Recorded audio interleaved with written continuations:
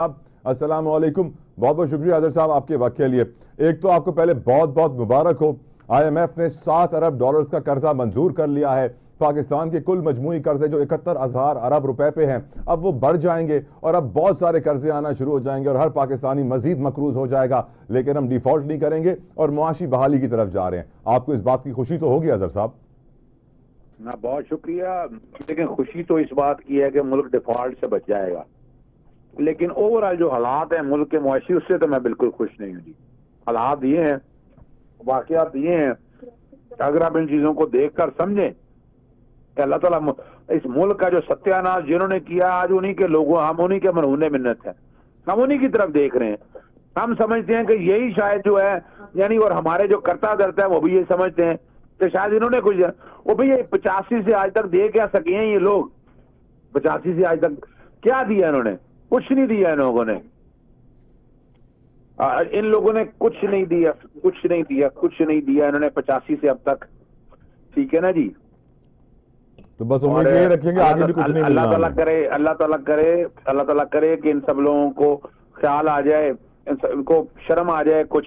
लेकिन मैं कोई मुतमईन नहीं हूँ और मुझे मेरे पास इंफॉर्मेशन यही है कि अमेरिका के साथ कोई ना कोई ये सौदाबाजी करके आए हैं। अमेरिका में अगर ये गए हुए थे तो किस लिए गए हुए थे, वो चले वो अपनी जगह है, लेकिन कोई ना कोई सौदेबाजी जरूर करके आए हैं। ये ऐसे नहीं ये लोग आए। अल्लाह करे कि ऐसे हालात ना हो, ऐसे कोई मामला भी ना हो, लेकिन लग यही रहा है कि ये इस मुल्क को इन्हें क्या फर्क पड़ता है? इन लोगों की तो जदादे बाहर हैं, इन्होंने उठना बैठना बाहर है। किस तरह के सौदे किए होंगे? क्या दिया होगा उनको? क्या ऑफर किया होगा? क्या अपॉर्चुनिटी दी होगी? किस तरह के सौदे अजहर साहब? देखें, ये तो वक्त बताएगा। आपको कोई पता नहीं है। पता चले कि कल जनाब कोई एटॉमिक रोल बैक कर दिया। मैं कोई किसी पे इल्जाम नहीं लगाना चाह रहा, लेकिन कोई पता नहीं है कि कल क्या कुछ करके आ गए। कल क्या, यानी मुल्क में से दीन खत्म करना है, यानी इस मुल्क को फसाइयत का। आज भी याद रख लीजिएगा, आज अमेरिका या इन सऊदी कोतों से जान छुड़ाएंगे। आज अगर आप आएंगे रशिया की तरफ, आप आएंगे, आप चाइना की तरफ आएंगे, टर्की की तरफ आएंगे, आपके मुल्क क्या बका उसी में है, इन लोगों के साथ नहीं है भाई। जिनकी वजह से ऑपरेशन चेंज जिन लोगों ने शुरू किया भाई, उन्होंने तो मदद करनी थी, लेकिन मैं जो कि कर्जे के हवाले से बात, बाकी मैं हवाले से मुझे बड़े सीरियस रिजर्वेशन है।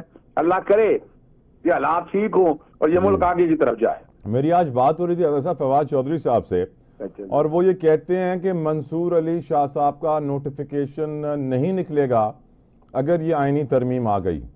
क्या आप भी एग्री करते हैं सर, ये आईनी तरमीम आने से मंसूर अली शाह का नोटिफिकेशन नहीं निकलेगा? देखिए जी, वो तो फिर लड़ाई बड़ी हो जाएगी। मैं बता दूं आपको, वो बहुत बड़ी और खतरनाक लड़ाई की तरफ हम चले जाएंगे, और उसमें वोकला बरादरी जो है वो पीछे नहीं हटेगी। और जहां तक फवाद चौधरी, उनका अपना एक नजर है, मैं उस नुक्ते से इत्तेफाक ही नहीं करता इस बात से। चीफ जस्टिस जनाब सईद मंसूर अली शाह ही होंगे। वो सिर्फ कॉन्स्टिट्यूशन कोड की तरफ जा रहे हैं, वो एक खतरनाक काम है। वो हम लड़ाई लड़ेंगे। कॉन्स्टिट्यूशन कोड इंशाल्लाह हम नहीं बनने देंगे और ना हम ऐसा हालात में तो चाहेंगे। बाकी जहां तक है तो आपके सामने है, उसी के लिए प्रैक्टिस एंड प्रोसीजर एक्ट हुआ जो चैलेंज किया गया। उस प्रैक्टिस एंड प्रोसीजर एक्ट के तहत मकसद क्या था? मकसद बड़ा वाज़ेह था। आर्टिकल 63 खत्म करके आईनी तरमीम के लिए राह हमवार कर रहे हैं। अगर आर्टिकल 63 ना खत्म हो तो आईनी तरमीम की राह हमारी भी होती है। और वजह क्या है? वजह यही है कि वो उन चीजों की तरफ लेके जाना चाहते हैं। इंशाल्लाह बड़ी उम्मीद है कि उन चीजों की तरफ नहीं जा सकेंगे। सर, ये 63, 62 सादिक और अमीन वाले जो कानून है, मैं समझता हूँ इनको तो वैसे ही ख़त्म हो जाना चाहिए, क्योंकि हकीकतन कोई भी सादिक नहीं है सर, कोई भी अमीन नहीं है। ये बहुत बड़े नाम है अल्लाह के। अल्लाह ताला हमें समझने की तौफीक अता फरमाए। लेकिन सर, ये जो अब आईनी तरमीम की तैयारी हो चुकी है, मंसूर अली, अब आपने मुखालफत कर दी आईनी अदालत की। बिलावल भुट्टो सरदार ने जो है ओपनली कहा, चेयरमैन पीपल्स पार्टी ने, कि आईनी अदालत हर हाल में बनेगी। आज इरफान सिद्दीकी साहब, सेनेटर साहब PMLN ने भी तकरीबन वही अल्फाज दोहराए जो कल बिलावल साहब ने कहे थे। तो वाज़ेह तौर पर पीपल्स पार्टी और PMLN इस बात पे एक पेज पे आ गए हैं कि आईनी अदालत बनेगी। सर, आईनी अदालत बनेगी तो इस अदालत के कौन सी ताकतें हैं? जो कॉन्स्टिट्यूशनल केसेस हैं वो उस अदालत में जाएंगे, बाकी सारे केसेस इसी अदालत में होंगे। आपको प्रॉब्लम क्या है सर आईनी अदालत से? देखिए, जरूरत क्या है? आईने पाकिस्तान 1973 का जब आइन बना, क्या जो सर बड़ी सिंपल जरूरत है। मैं आपको बताता हूँ जरूरत क्या है अजहर साहब। ایک عام پاکستانی کو انصاف کے لیے 25 سے 50 سال دھکے کھانے ہیں. وہ چاہتے ہیں کم سے کم آئین میں دھکے نہ کھانے پڑیں. آئین کو اتنی عزت تو دو کہ اس کے لیے الگ عدالت بنا دو اور بڑا مزید ٹائم نہ لگے اور 1-2 سال میں کیسز کا فیصلے بھی آ جائیں. آئین کو دھکے نہ کھانے پڑیں. تو آئین کو عزت دینے کے لیے بنا رہے ہیں سر. یہ ذاتیات کو دھکے دینے سے بچانے کے لیے کتنے کیس ہیں؟ سال میں 4 یا 5 کیس ہوتے تھے.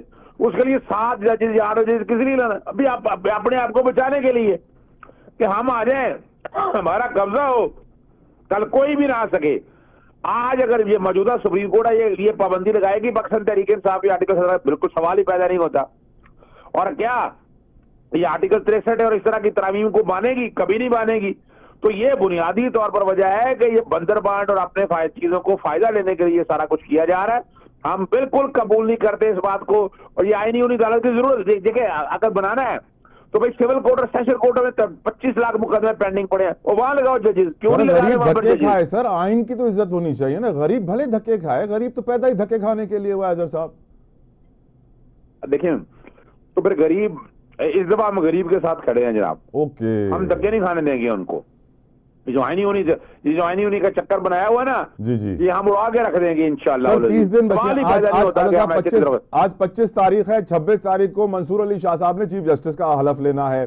30 دن بچے ہیں, تو کیا نوٹیفیکیشن اب آ جانا چاہیے؟ قاضی صاحب کا تو 3 مہینے پہلے آیا تھا اظہر صاحب. ہم دیکھیں یہ بدنیتی شو کری نا اس گورنمنٹ کی بدنیتی ہے کہ آپ کو اس وقت تک تو نوٹیفیکیشن دے دینا چاہیے تھا نا, نہیں دیا. اس کا مطلب کیا ہے؟ جتنی بدماشی انہوں نے لگائی ہے, یہ بدماشی لگ سکتی تھی. یہ بدماشی لگانے کا ثبوت اس بات کا ہے کہ یہ ان کو ذرا شرم اور حیا نہیں ہے. یہ حالات اور واقعات جس طرف لے جا رہے ہیں, اللہ تعالیٰ ان کو کچھ ہدایت دے, اسی سے فرق پڑے گا. لیکن چھوڑیں ان باتوں کو. آپ کے ملک میں سیاستدان کو بچائے, ایماندار بتا دیں سیاستدان. صادق اور امین ختم کر دیں سر. یہ ہونے نہیں چاہیے صادق اور امین. یہ تو قانون میرے خیال سے کسی بیوقوف نے بنا دیا, ایسے لگ رہا ہے. نہیں, وہ تو ختم کر دیا نا انہوں نے. سپریم کورٹ نے تو کہہ دیا کورٹ ہی کوئی نہیں ہے. ایرونیس ڈیسیژن ہے کہ جناب کوئی کورٹ ہی نہیں ہے. حالانکہ لکھا ہوا ہے اینی کورٹ آف لا. اب کورٹ آف لا سے مراد ہائی کورٹ ہے, سپریم کورٹ ہے. وہ جسٹس قاضی فائز نے انہوں نے فائدہ دینے کا یہ نواز شریف کو یہ سارا کچھ کیا. تو یہ تو سارے اس طرح نہیں معاملہ چلتے ہیں نا جی. آپ اتنا کام کریں جتنا کر سکتے ہیں, جتنا یہ ملک آگے چل سکتا ہے. اظہر صاحب اب یقیناً پچھلے 2-4 دنوں سے جو عدلیہ کے اوپر پیپلز پارٹی کی طرف سے بیانات آ رہے ہیں, جو نون لیگ کی طرف سے بیانات آ رہے ہیں, اب ایک عام آدمی کی نظر میں ایک جج کا امیج, جس نے شاید عدالت کبھی نہیں دیکھی ہو, شاید لائیو براڈ کاسٹ کے بعد پہلی بار اس نے عدالت دیکھی ہو, ججز کو بولتے ہوئے دیکھا ہو ٹیلی ویژن پہ, لیکن اس سے پہلے کبھی نہیں دیکھا تھا. وہ جب ان سیاستدانوں کی باتیں سن کے ایک جج کا چہرہ اپنے دماغ میں بناتا ہے, تو وہ یہ سوچتا ہے کہ وہ پرچی پہ بھرتی ہوا ہے, رشتہ داری پر آیا ہے, مائی لارڈ کہہ کے جج بنا ہے, اور میرٹوکریسی ہے ہی نہیں ہے سسٹم کے اندر. سلیکشن پروسیس بڑے روپ ہول سے بھرا ہوا ہے.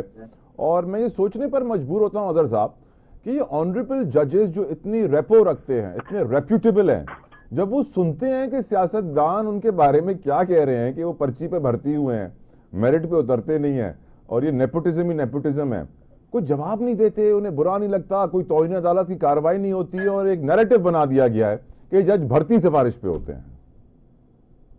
دیکھیں یہ تو حالات اپنی جگہ پر موجود ہیں. یہ آپ جتنا مرضی آپ کہیں, آپ سمجھ سکتے ہیں حالات کیا ہیں, باتیں کیا ہیں ساری, لیکن اس طرح معاملات نہیں چل سکتے ہیں.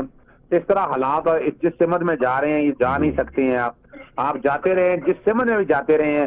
یہ نیریٹو بنایا سیاستدانوں نے اپنے ذاتی فائدے لینے کے لیے, ذاتی مفادات لینے کے لیے. تو ذاتی مفادات اس طرح نہیں چل سکتے ہیں. وہ میں تو دیکھیں اب تو آج بھی سمجھتے ہیں کہ اس ملک کو اگر آگے لے کے جانا ہے نا, عام آدمی کی بات بتائیں.